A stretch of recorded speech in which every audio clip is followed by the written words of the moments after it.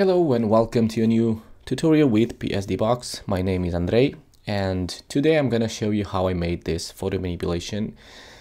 And this is actually, I got inspiration to make this from a scene of the movie Avatar. And let me just quickly show you the scene that inspired me to make this. And you can see it right over here on the, I have the reference. This is a screenshot that I took from the actual movie. And when I saw this scene, I think it's from the very beginning of the movie, I just loved it, and I instantly started thinking about how to make something similar to this in Photoshop.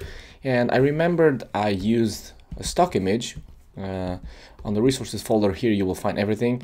That is if you're a premium member, but on the description of the video, if you're watching this from YouTube, you will find the links to my website, and there you'll find the links to all of these images because they are all free images. These ones are not, but you're gonna have a smaller resolution so you can follow along the tutorial. But most of them are free images from unsplash.com, from Pixabay or pexels.com. And this is the image that a while ago I saved on my Pexels account, I think, and I just thought it would be perfect for this tutorial. Okay, so here you have everything that you need to make this tutorial, and this is the outcome. I'm going to show you how I made this effects here. Actually, this is made by hand, and how I created this moon over here, and all of that. I would say this is an advanced tutorial, but that really kind of depends on your photoshopping skills. And well, this is the final result, and let's get started. I hope you will enjoy it.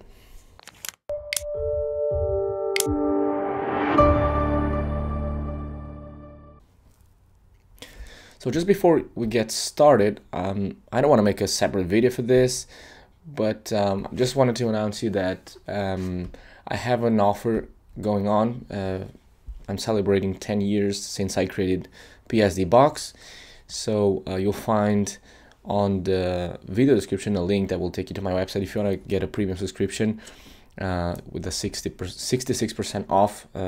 That number is really weird. I just have that percentage because premium subscriptions are 10 euros just for regular prices. Regular price is 30 euros for 1 year, and just because I'm celebrating 10 years of the creation of PSD Box, I just set the price to be 10 euros per year. Okay, that being said, let's get started. Now, if you're a premium member, you will also be able to download this PSD, but it's a little smaller because this one is actually 5,000 pixels and it's like 2 gigabytes, so I made it just a little smaller so you won't have that much of a problem downloading it. And here you can take a look at all the layers that we have. So we're going to start by opening the image of the background. Let's go to the resources, or just download the images first and then you start making the tutorial. So we're going to use this one first as our base for our canvas, size. And first I'm going to make it smaller. I'm going to press Ctrl Command I to open the image size window, and I'm going to make it just 2000 pixels wide because I'm also recording the video and I want to be able to record it smoothly. And the first thing I want to do is create a copy with Ctrl Command J because just for comparison, so we have that backup over there. The first thing we want to do is use the quick selection tool to select the sky. You can see it's pretty easy to select, but don't forget about these areas over here. And the trees, you can remove everything if you want. I have a pack of tree brushes if you want to use that to, for example, if you want to get rid of these things over here and then paint back some of the silhouettes of the trees, you can use those brushes.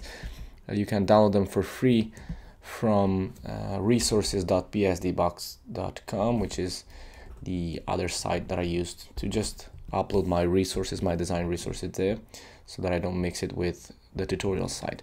Okay, so let me just quickly get rid of that, and I'm going to create the layer mask already inverted by pressing Option or Alt and click the layer mask icon. Let me hide the background, and this is what we got.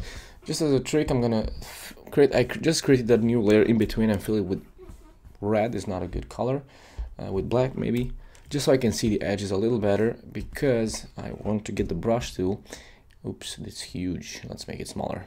You want to make your brush smaller and hardness to about 95%, just because I want to recover this area over here.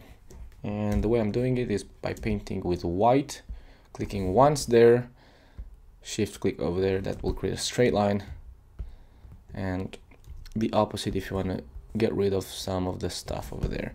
Now this thing, I'm going to get rid of it. I'm not going to spend too much time rebuilding these trees. As I said, you can use a brush that I have on that pack that I mentioned. I'm just going to do something like this and something like that, and I'm going to leave it like this because the tutorial is not about this. If you want to by the way, I deselect this by pressing shift click. If you want to select this part over here, you can watch my advanced selections tutorial using calculations. I'm gonna add a card here on the video so you can see it, and also you'll find the link on the video description. Okay, let's not spend too much time here and let's move on because more interesting things are about to come. So we have this layer 1, let's name it BG for background. Actually it's the foreground, but anyways, for this reference that I have, let me just put that again.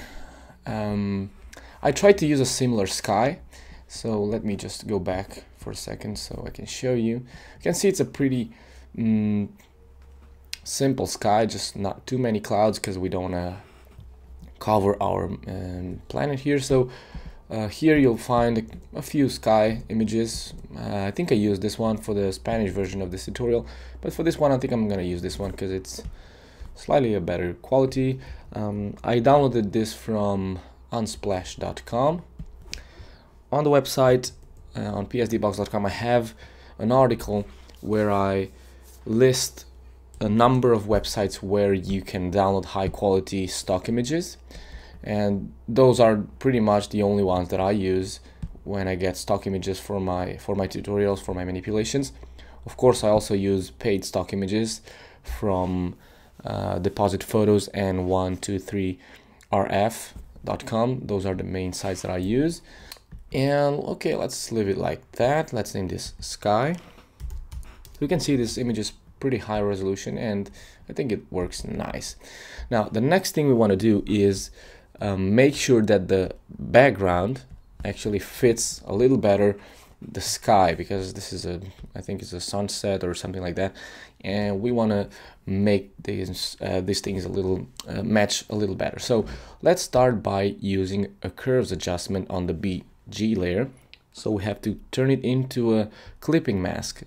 The way you do that is by pressing Option or Alt if you're using Windows, and just click in between the two layers, and this will clip the curves to the BG layer. So by looking at the image, you can tell if the background is too bright or it's too dark. In this case, it's a little too dark, so I just want to make it slightly brighter. But instead of doing that, I'm just gonna drag the shadows a little higher, and like so. The next thing we want to do is match the colors. Now there are lots of tutorials about how to match colors.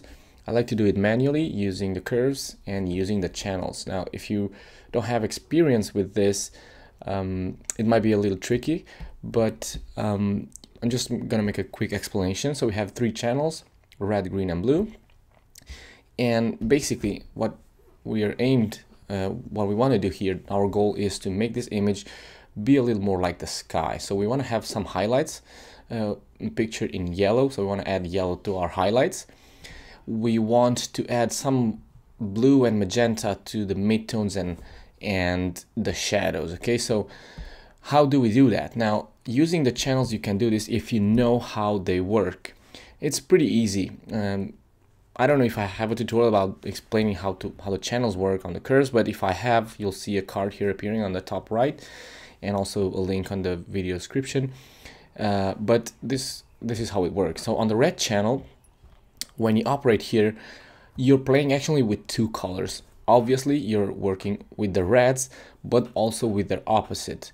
The opposite of the red channel in RGB is the cyan. So basically if you move this line downwards, you're taking away red and adding its opposite. So you're filling that lack of red with its opposite, with cyan. Okay, so If you drag this down, you add cyan. If you drag it up, you add even more red on this area of the histogram. Our objective is to analyze the image a little bit and see what lacks on the image and what we need to add, or what we have too much and we have to to reduce. Okay, so let's start with the blue because I think it's easier. In the blue channel, we work with the blue and with its opposite, which is yellow. So if you drag down, you take away blue. If you add it higher than this 45-degree line, you add blue. Sorry. So let's raise this just a little bit, maybe a little bit the dark point here on the blues. And on the green channel, when you work on the green channel, you work with the green and with the magenta, which is the main layer that we want to work here, because we want to add magentas and blues. And so if I drag this down, I add more magenta on image. You don't want to do dramatic things like this because it looks really horrible. So you just, actually the image itself has a tint of green, so just lower the greens a little bit and add more magenta. And let's go back to the reds and probably take away some of the red. And you can see that the image looks a lot better, at least in my opinion. This really goes down to your perception as well. So, but take a look. Before, you can see this green cast on the image, and after, I think the image looks a lot more integrated in the background. Maybe it's not perfect yet, but it looks pretty nice. As for contrast, you could use the same curves to change the contrast of the image. In fact, when I used the RGB channel, what I did is I just took away some of the contrast by raising the black point just a little bit, like that. Okay, I don't remember if I just added more adjustments here. Actually, I'm not gonna, yeah, I added a gradient map. I don't even know what gradient I used. Yeah, I think I used the, yeah, that's another way of matching colors. You can create gradients. I'm just gonna add one. It's not necessary in this case, I think, but let's do it. Just so you can see something different. I'm gonna add a gradient map, not a gradient, but a gradient map. So I'm gonna add it right over there.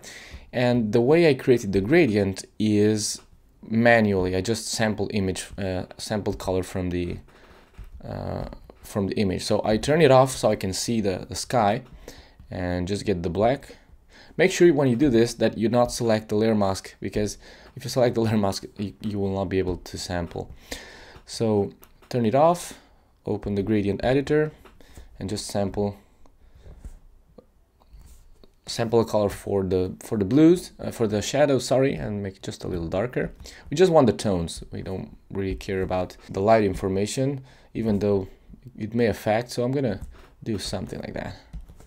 Now I'm gonna re-enable this, and this is how it looks like. Now we have to clip this to the BG layer as well. So I'm gonna add it there and try blend modes. I would use color, and you can see it kind of becomes too bluish. So that means I have to increase this a little more, like so, and just drop the opacity quite a lot, about 18%. You can see I gave it even more tint. I think it's too much. I'm gonna drop it down to 8% only.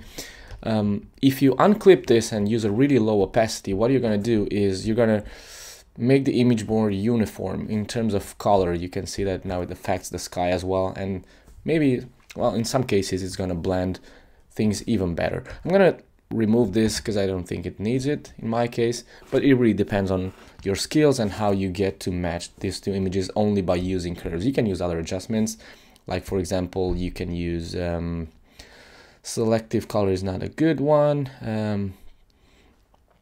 Color balance, for example. Yeah, this one over here. It's kind of easy to use, but remember to clip it to the BG layer. You can use photo filters, but probably color balance is the one that it's closer to the curves and it's easier to use. Okay, now have the house here and the foreground pretty much integrated with the sky. Let's move on and add the planet, because that's the really fun part of this.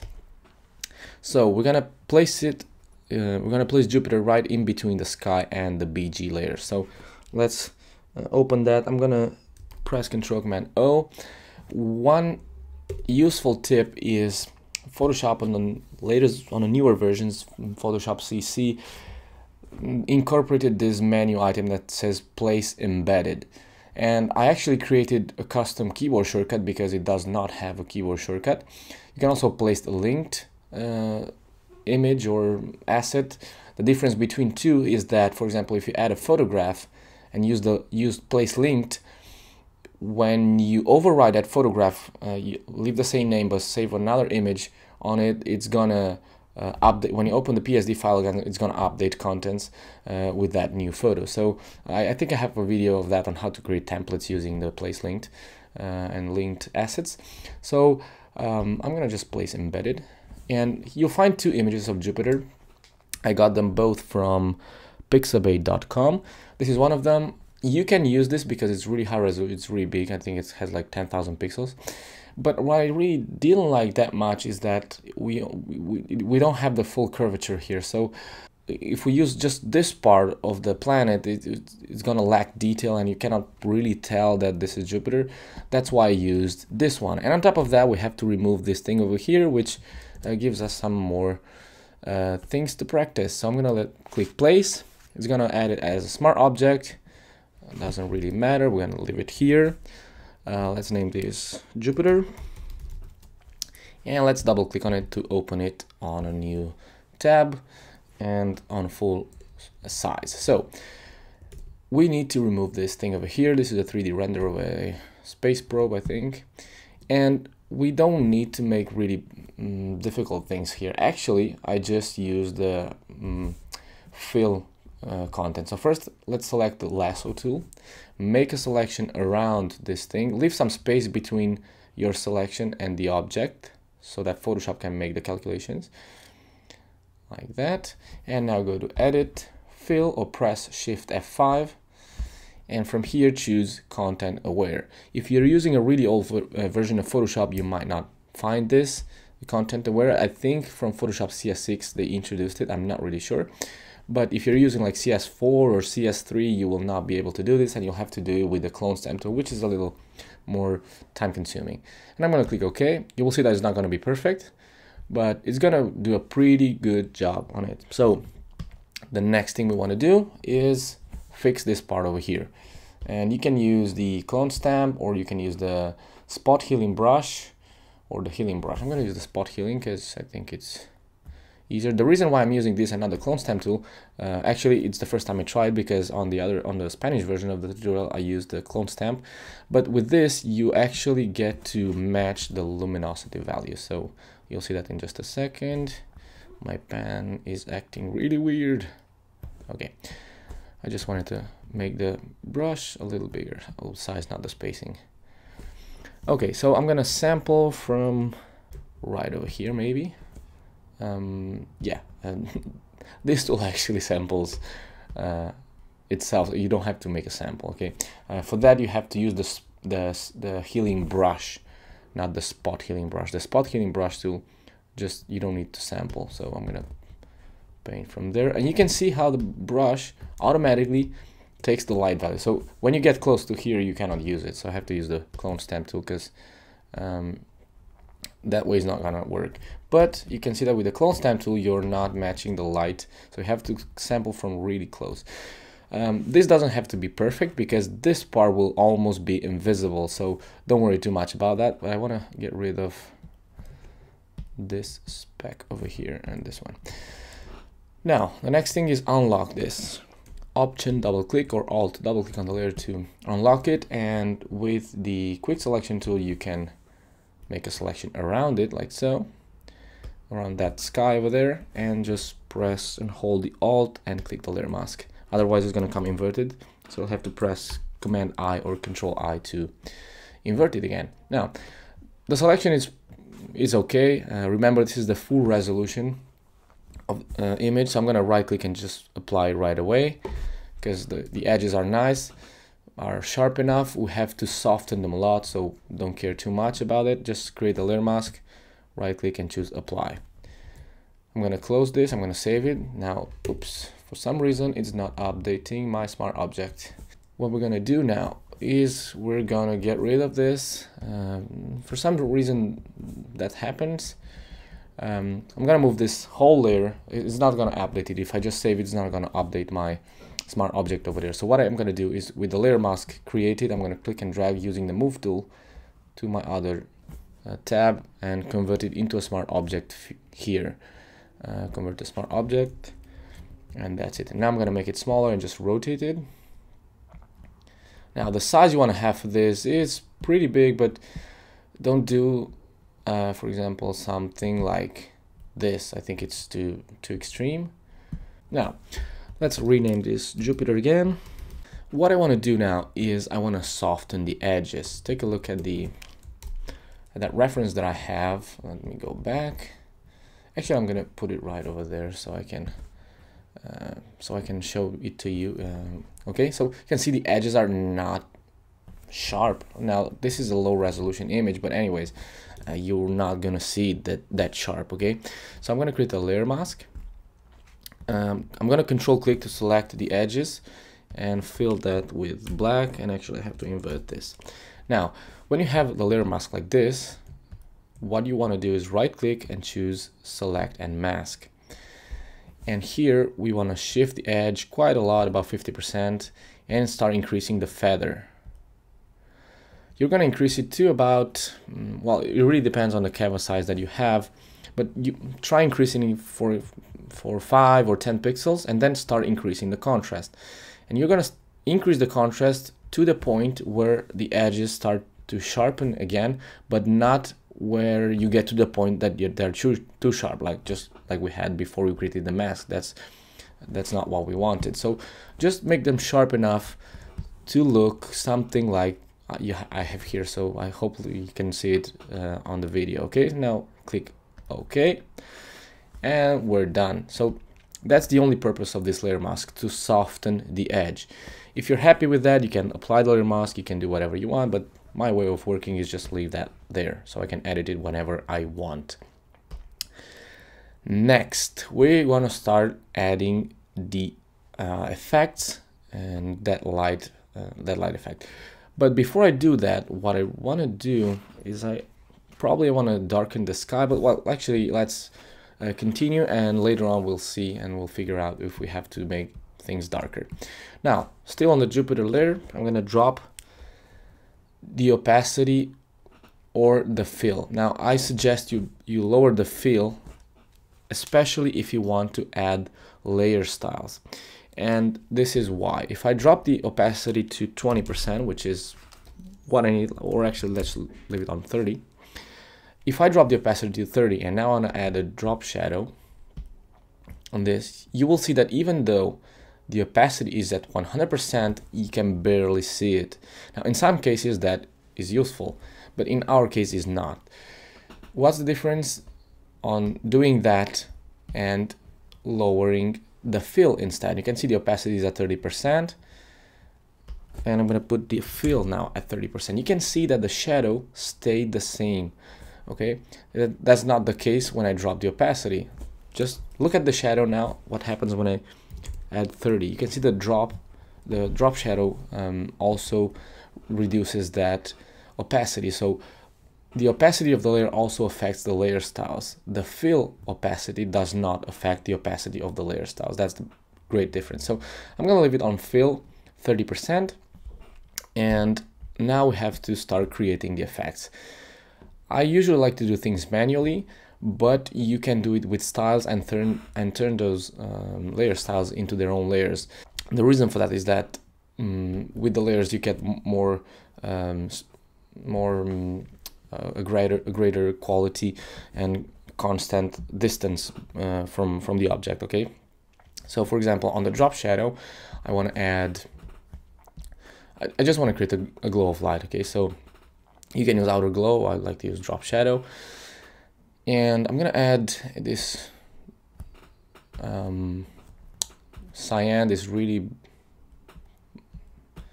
bright cyan, like so. And I'm gonna increase the size quite a lot. Make sure the contour is set to linear from over here.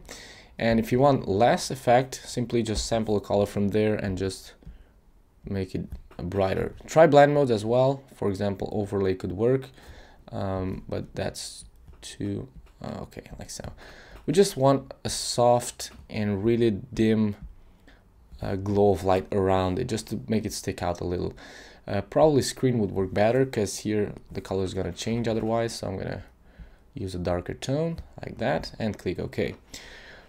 Next is a inner glow, and I say inner glow because if you add inner shadow, sorry, if you add inner glow, what could happen in this case is not because the image is bigger than the canvas size, but if you cut the image to the edges here and you add inner glow, you're gonna have glow around here, around those corners, and that's not what you want. So I'm gonna use the inner shadow because this is directional, which means I can turn the angle to whatever angle I want and increase the distance, and I can control the angle of this shadow however I want. So that's why I like it. In this case, works great. So the distance, I'm gonna put it right over there. I'm gonna increase the size a little, and blend mode to overlay looks okay to me. Probably even a bigger size like that and a darker tone. This is just the first layer of inner shadow. Take a look, this is what it does. And now I'm going to add a second one. Actually, I have them here because I created another version of this, as I said, in Spanish. And this one is set to color dodge. You can use pretty much any color blend mode that you want. Pretty much any blend mode that you want, sorry. And color dodge I found to work nice because it's really bright. And this, for this second layer of glow, we just want a line of light over there, and probably a little more colorful, like that. And this is like maybe the atmosphere of Jupiter, I guess, or whatever you want to call it. Not really the atmosphere, because the planet has its own atmosphere, but yeah, just create this line here, which is nice. Now the angle here should be roughly that, I think. And size, as I say, you don't want too much size, and actually you want a little more distance, like that. Just create this bright line along. Okay, now we're good to go. The next thing I want to do is probably add some curves on this layer. So just clip that there, just to make it increase the contrast slightly. Okay, to the point where you can see these rings and these lines around there a little better. Now we have Jupiter. Now I think it looks pretty nice. The next thing we want to do is create the moon, and once we create the moon, you're gonna see that we're immediately gonna have a problem, and I'm gonna show you how to solve it. So let's create a new layer and let's name it moon, and we're gonna create this moon by using the brush tool. Use the brush with the hardness of about, let's try 85% and see how that is gonna work out. I'm gonna reset my colors by pressing the D button on the D key on my keyboard, and I'm gonna use an image like a color like this, not pure white, something a little more yellowish, probably even reddish, like so. And the size of my moon will be about this big. Now, if you want to avoid the problem that I'm going to show you, just place the moon right over here, not touching that line over there. But I think it looks nice if it does touch. Just let me show you again the reference. I have it here, I forgot. Nope. It looks like I closed the image. Let me open it again. Right over here, you can see that. I think it looks better and more interesting. And this one over here, you can do this one, it's easier, and you're gonna see why in just a second. So I'm gonna make the first moon a little bigger, like so maybe. And I'm just gonna click once where I want my moon to be. The reason why I'm using 85% hardness is so that I don't have to soften the edges like I did with the planet. So I'm gonna do it like that, already soft, create a layer mask for it, and now use something a little smaller for the layer mask. Somewhere like this. I think it works, it looks more interesting. Okay, so that's my moon over there. Now, the next thing I want to do is, since this moon is in front of the planet, we should not see the planet going through here, because otherwise it just looks like we have a hole in here. So it's supposed to cover that part of the planet and also those effects, and that's where the problem comes. But before we solve the problem, let me just double click on the layer mask, And here we have two options, density and feather. If this is the first time you double click on the layer mask, it means you did not use Photoshop for a very long time. It usually asks you what you want to do when you double click. Just enter the select and mask, or open the mask properties. In this case, we want the properties. That's how I have it by default. And I'm going to drop the density of this. Now what the density does, it just drops the opacity of the layer mask. And I'm going to put it at 70. No, actually it's too low, to 85. Or actually even more, 90, just to show some of that. You're gonna see how it's gonna look in a second. We don't want to just have it look as a whole in there, okay? So now let's deal with the problem of those effects. We want to make this effect disappear on this area. How are we going to do that? We have to go to the Jupiter layer and mask the effects, but we cannot do that. You cannot mask an effect. If you create a layer mask and just paint over it, you can see what happens. So if I were to control click here and select the edges of that mask and go here and say, oh, I'm gonna fill this with black, that you can see what happens. The effect is gonna go around it. So first, what we need to do is we want to turn the effects that we just created on the planet on Jupiter, this effect, we have to turn this into their own layers. And it's really easy. You just have to right click here and choose create layers. So locate this FX link, right click and choose create layers, create layer style. Oops, no, not clear. Create layers. And you'll see that we're gonna have another problem. And the problem is called drop shadow. When you create a drop shadow effect, it actually just creates a copy of that image, and it just uses the shape to create another shape underneath. That's why we see this. And since we have the Jupiter at 30% fill, this drop shadow is showing through. So we have to remove it from the edge up. We just need the part that it's sticking out.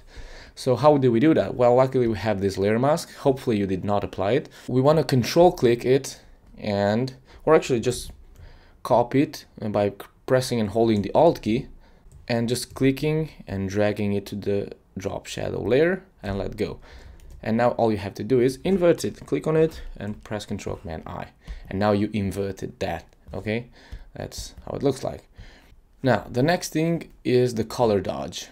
What happens here is that since the Jupiter layer has its fill dropped and we are creating a clipped layer, that clipped layer is gonna only be visible at the same opacity value as the parent layer, in this case Jupiter. So actually if I unclip this, you will start to see that this is looking bright, but it's too much. So we don't only need that part that's going inside. So I'm gonna use the layer mask again, control click, go here, or actually just drag that there and this one here, and we're done. So we have the effects created independently on their own layers, but we need this layer mask to help us control those effects, okay? That's why I said we had that problem over there.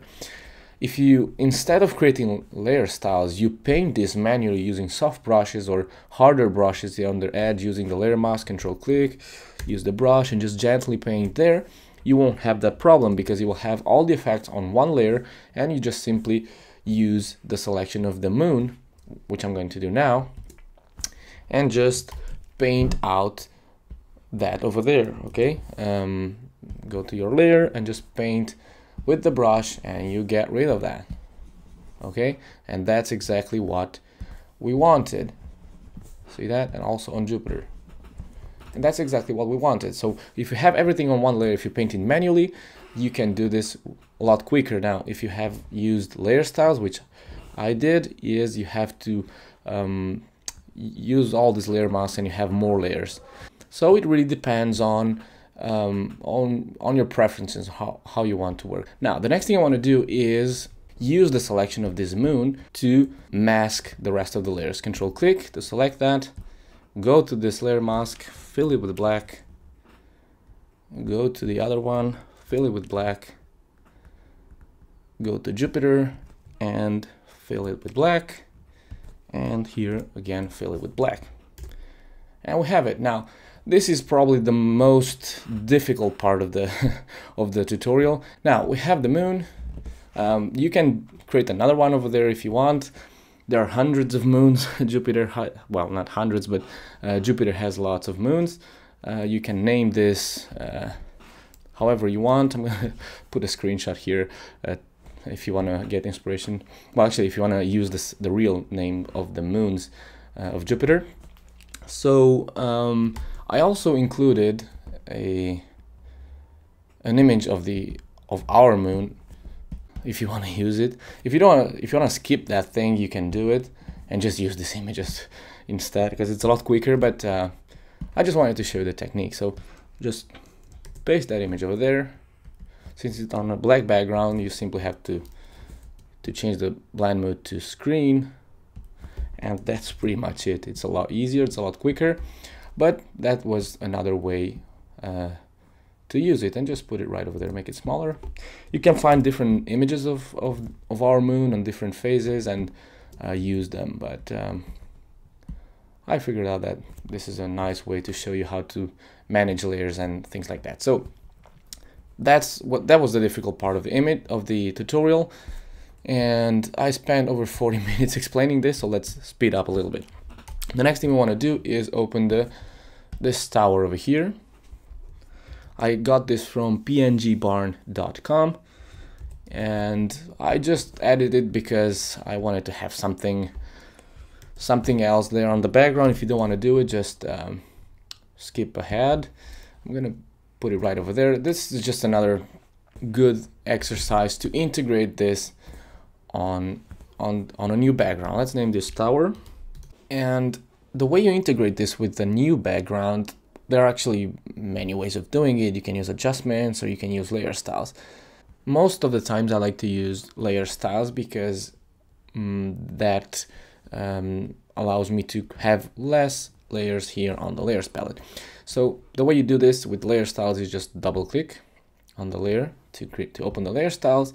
And if you noticed, objects that are far away into the distance usually appear to be like in the mist. They have like a mist around them, so they don't have that much contrast, and they start like to blur into the distance, and that's what we want to achieve here. Let me show you a quick example of that with real photos. So I'm here on the unsplash.com website, and this image is perfect. Now it's exaggerated because this is actually, the image itself has some fog in here, but this is what I'm trying to explain. You can see that the foreground trees are green and have this contrasty look on them. The ones that are behind, they start to integrate more into the color of the background, and they kind of lose color. They get this tint of image of the color, sorry, on the background. And then the mountains behind them, they're almost white. So that's what we're trying to achieve with that tile. Let me see if I can find another example here. Take a look at the first globes here, at the first objects here. Here, the ones that are closer to the camera have this contrast, and well, they have a good definition. The ones that are on the background, they look darker than the background itself, but you can see that have this tint of color of them on them. That's what we're trying to achieve here. Let me find just another example. Okay, for example, this image. This happens a lot on landscape images and also on cityscapes.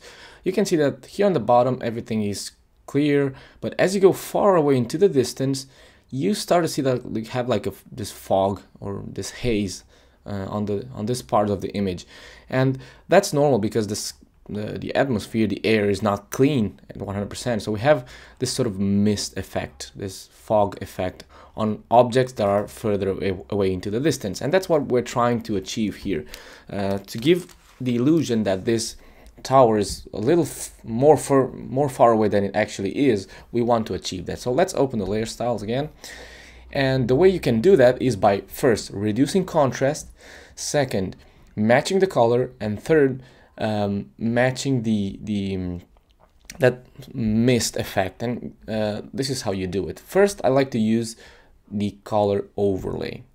Now, as you will see, I already have the colors here, but usually maybe you will get something like this. So with the color overlay, you basically just add a color on top of the image. And what we're going to do here is use the lighten blend mode. And I'm going to tell you why. And I'm going to show you the example. Let me first add any color here, like so, and zoom in a little bit. So what the lighten blend mode does is, let's use a just grayscale color. Basically what it does is it takes the color that you got. In this case, this one has I think it has 43%. Yeah, this is the saturation. Yeah, light, 46% light. This is 100% light. You can see the L is for light and 0% light. Now, if you put at 50%, what it does is just, it takes the color of your object, and everything that is below 52% in this case, it's gonna add this color to it. If it's brighter, it's not going to affect it. That's why you can see we have these greens here. And if you want to sample those colors, you will actually see that they have a value of 94. So it's a lot brighter than the color that you set here. So if you set a color like this, actually the color doesn't really matter. It just matters the luminosity value. If you use something dark, everything, or somewhere here in between, everything that is darker than this color will get this color. Everything that is brighter will not be affected by this color. So that's basically how it works. Now, we can use this to add more light on the shadows and not affect the rest of the colors. And because we're using the color overlay, we can also actually just sample a color from our sky to have something similar to our sky. And that way we also achieve some color blending as well. So I'm going to use this color, but a little darker, like so. And I'm going to drop the opacity. We don't want to have something really that strong. We have one part of it. Next, we want to reduce the contrast. This also helps to reduce the contrast a little bit. But you can use curves, for example. Since it's not a smart object, so I'm going to add a curves adjustment. You can use, for example, the brightness contrast, but I don't know how I don't like how that works. I like to work with the curves. We have a lot more control. If you're a beginner, you can use that other adjustment as well. I'm going to drag this up slightly, like so. And okay, of course the lighting on this is important as well, so you can go back to the layer style and, for example, add an inner shadow, and I'm going to add an angle like that. So let's imagine that the light comes from the right side, so just for the sake of this tutorial. And I'm going to use the same value that I used for the Jupiter planet. I'm going to just reduce the distance a little bit. Make sure you don't use global light, because otherwise, if you have inner shadow on some other object, it's going to mess it up. And I'm going to increase the size just a little bit, and we're about there, 5%. Overlay, yeah, looks good. Just add that there, and probably another inner shadow on from the opposite side, and something a little darker. Of course, the color dodge is not going to work for this. I'm going to use this on linear burn, for example, and of course a lot darker, not that dark, sorry, just something like that. Okay, this gives the object some more 3D-ish look on it. Okay, now we pretty much have it. Now, one other thing that we must do is blur this a bit. It's supposed to be a little further away. We have to reduce. It's too crisp, it's too perfect. So we go to filter. I like to use the camera raw filter, but you can use the noise effect, the noise filter, and the Gaussian blur. But actually the Gaussian blur, we can use it after that, but in case we need it. So basically I just go here to the FX, increase the amount of grain, because the sky also has some grain on it, so we're gonna kind of match the quality. It's if you want to integrate, for example, a person onto a vintage photo, of course you will have to add grain and simulate that low quality of the picture that you're trying to put that person into. So the same applies here. We want to make this have the same quality as the surrounding, so that's why I added just a little bit of noise that also adds some blurring. I'm going to increase the roughness a little bit, and probably the amount, yeah, slightly higher. That's too much. And I'm gonna click OK. With the sharpness, you could probably, oh yeah, you cannot reduce it. It's at 0, so we have to use the blur filter for that. So we added some grain on it. Let's go to filter, blur, and I'm gonna use Gaussian blur for this. You don't have to add much. In my case here, 0.5 maybe would be just enough. And click OK. Of course, we add some glows in here, which will further improve the sensation that this thing is further away into the distance. Also, we could add a gradient overlay to, I'm gonna set this to normal. I have everything already done here. Basically, have this black to white or dark to white thing. I reduced the scale just so I have a transition here because I want to have some shadow on the bottom part, and set this to multiply. That way the white bits will go away, and it's not much, but it does something. Okay, we have that tower over there. We're great and we're good to go. We can continue. Let's add those lanterns over there, and we're pretty much done with this. We just need to add the final adjustments, and that's it. I'm just gonna add one to show you the technique, and then you can add the rest of them because the tutorial is already too long. So I'm gonna use this one first. I'm gonna crop it and paste it right over here on top of that tower and underneath the house, and of course on top of the planets. And I'm gonna put it right over there. Now, techniques of how you can make this look better. First, you can use the screen. Obviously, we are gonna use the screen blend mode, but you can see that the colors like fade away. They're too fake. How you can fix that? Simple. Control J. This will create a copy, and colors become a little stronger. What happens is that you kind of burn the highlights a little bit, so that's not necessarily the best approach. What I found is that you can create a copy of that, change the blend mode to normal, and then use the blend if, the advanced blending options on this layer. Double click on the layer. So basically, let me just make a quick explanation. So basically we have the normal layer sitting on top and the screen blend mode sitting underneath. Make sure you don't move them. If necessary, just link them. Go into the layer styles of the normal layer, and here on the bottom, on the blending options, here on the bottom you have two sliders. One is for the current layer and one is for the underlaying layer, from the layers underneath it. We're going to use with the first one that says this layer. And what we want to do is move the black point, and you can see that the black starts to go away. Now the edges are not perfect, so we have to split this for a smoother transition. For that you have to press the Option or Alt key on a PC, click on this point and drag it, and you can see it starts to fade away, which is what we want, like that. Now you can see how this looks like. Now it's not looking perfect. You would probably want to create yet another copy of the screen and then mess around with that, but in my opinion, I think this looks pretty good. Try working with the sliders and moving them. Basically this one, the one on the left, you should leave it here somewhere and then mess with the other one, and I think it looks better than just having this one on screen. I think it looks pretty weird. So this one can you can keep the color of it, okay? And now you can group them, create a layer mask, and remove the ones that are bigger, or if you have too many of them, just want to create the illusion that these lanterns are really far away. So let's move on and add some glows on here. I'm gonna create a new layer. I'm gonna put it on screen, and I'm gonna get the brush tool with the B key, and the first thing I want to do is make that big glow here, that the planet, we already created that glow around it, but let's add some more here just for the sake of it, and I think it's gonna look better, I think. So I'm gonna use really dark tones for this because we just want a subtle touch. That's not a subtle touch, so I'm gonna reduce the hardness of my brush first. See that? That's enough. I'm gonna make the brush smaller and just a few clicks there. If you want more control, you can drop the opacity and use a brighter tone, and that way you can build up the effect gradually if you want.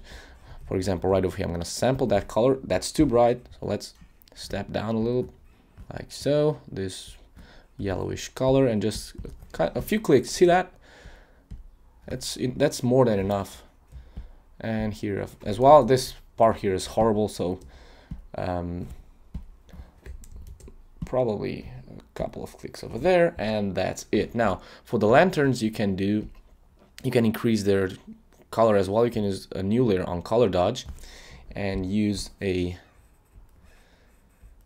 really dark tone, because the color dodge blend mode is pretty hard. So you can use an opacity of 100% and use a really dark tone. This one is too bright, I'm telling you. Actually, that looks pretty good, but it's gonna burn the highlights too much. So I'm gonna use something a little more even darker, and just adjust your brush size and create some glows around this. This is gonna light up the whole thing. It's gonna make everything look more illuminated, and the vibrance of the colors just it's gonna increase. Now this is the first light effect. You can use that screen blend mode, that screen layer, sorry, to add some glow around them as well. But this time I'm going to use something a little brighter and just do something like that. Maybe that's too bright, yeah. And just build up. Like if you've seen some of my other tutorials, you will see you will know what I'm talking about. So basically, just layer the light effects. It was not the purpose of this tutorial. I just wanted to show how I created that planet, and in general how I made this manipulation. But let's go with the final adjustments. Let me take a look at the original, because I really don't remember what adjustments I used, and I have them right here. Final adjustments. Oh yeah, I have a color lookup set on cobalt carmine, and then I have another one over there. So 2 color lookups. Lately I've been using a lot of color lookups for my final adjustments, and it's not because I'm lazy. It's because I like how they look. You could use curves and all of that, but I use camera raw at the end, so in there I can do pretty much whatever I want, so I don't have to use all sorts of gradient maps and stuff like that. You can if you want, but that's just how my workflow evolves, and usually for the final adjustments I use color lookups and sometimes other adjustments, but mostly these two. I'm going to use the cobalt carmine because I wanted to have this tone on the image, but the sky is too bright. I can see it now. So earlier I wanted to add a curve, so I'm going to add it now. I'm going to add curves here on the sky, not levels. You could use levels, but I'm more comfortable using curves, not levels. Okay, right over there. So I'm going to drag this down just a tiny bit, like so. That looks a lot better. Okay, let's re-enable this, and I don't even know what blend mode I used for this. I used the screen blend mode at 76%. I'm gonna tell you right now that this is not gonna work, because it's gonna brighten the whole image a lot. And that's because I made some other adjustments along the way on the original. So you don't have to always do what I do. Just do what is good for your image, unless you go really step by step on what I do. But in this case, you can see that my original here has some other adjustments which I skipped. So the image overall looked darker, and if I put this on screen, it's gonna make it even darker. So I'm not gonna put it on screen. I'm gonna leave it on normal and just drop the opacity a little bit. Probably I'm gonna add a curves on top or underneath, it doesn't really matter, and just drag the whole thing down just a little bit to make it darker. And now I'm gonna add another color lookup. And this time you have the second color lookup, you'll have it on the resources folder. So just click on load 3D LUT, load it from here, and just go to where you have the resources folder. In my case is right over here, resources, and just look for this dk79.rec. Open it, and this is what it looks like. Now, a quick tip: if you want to try different, more creative color adjustments with this, what you can do is change this things over here. You can see what it does. It just changes how things look. So you can try and kind It's like kind of inverting the channels here, and if you can get different looks. I'm gonna leave it like that and drop the opacity quite a lot. You can try blend modes. I'm gonna leave it like that because I think it looks pretty nice. On the curves, maybe I will increase a little bit the shadows here on the foreground. The sky looks okay, and I'm gonna leave it like that. Now, as a final touch, select the top layer, Shift Option Command E, or Shift Alt Control E if you're working on a PC. And I'm gonna turn this into smart objects. Just that's how I work. Because now I'm gonna add a filter. I'm gonna use the camera raw filter. So I'm gonna filter camera raw, and I want to be able to modify it later on if I want to. Now, you already have the edits. If you click here, you will find this menu that says load settings, and again, you have that in the resources folder. So let me find that again. Jupyter and resources, and here it is, Jupyter Camera Raw Final. Load that, and it most likely won't work. Or at least you won't get the same result as I do, because it really depends on how you edited your image. Now, when you load that, it's gonna make all the sliders how I have them, but what it does not add is the gradients, and I used quite a lot of them. So I created, for example, a gradient like so, right over here, to enhance those highlights and those effects.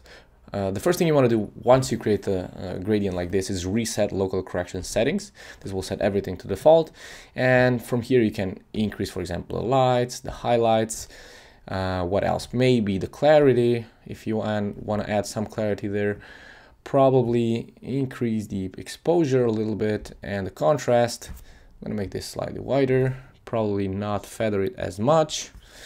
What else?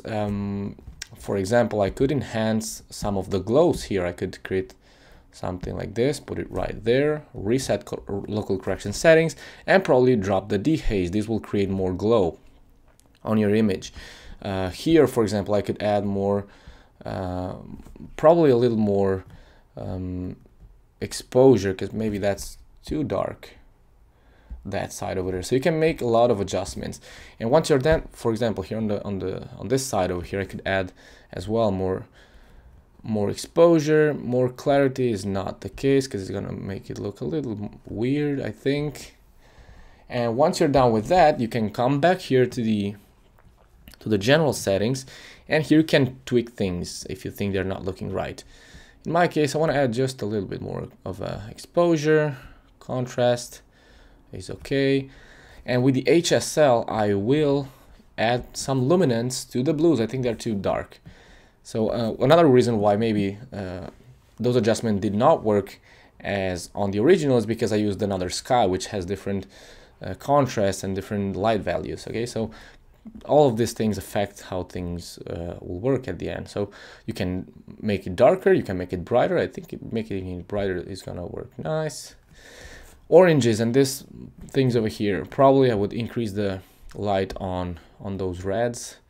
Actually, I don't even know what color it is. Maybe it's magentas, purples. No, actually it should be reds and yeah, reds and oranges, but they're not really changed. Oh yeah, here it is. Okay, on the effect you can add more vignetting. Here on the calibration, really important, you can really tweak colors here. Okay, you can saturate channels separately, so there's not a way of doing things. I think these are not too saturated. You can also use linear gradients. For example, here I think you have too little saturation, so again, I'm going to reset my local correction settings and increase the saturation a lot. You can even give it a tint if you want, and I'm gonna click OK because otherwise I'm gonna spend too much time in here. But basically you can see the result that I got before camera raw and after, before and after. Now these lanterns are not looking really that good because I made it really quickly, but anyways, here's the final result. Here of course I spent more time, and probably I'm not even liking it as much as the other one, because now that I see this here, it's kind of too dark. Maybe I didn't even know if I wanted to create a night scene or a sunset scene. So that was a problem. I should have think about that a little before I started to work actually. But anyways, this is it with this tutorial. I hope you enjoyed it. Remember, you can go to my website and find tutorials that are not on YouTube, and you can download from there lots of PSD files and resources from my other website as well. And that's pretty much all I have to say today. Thanks for watching, and see you next time.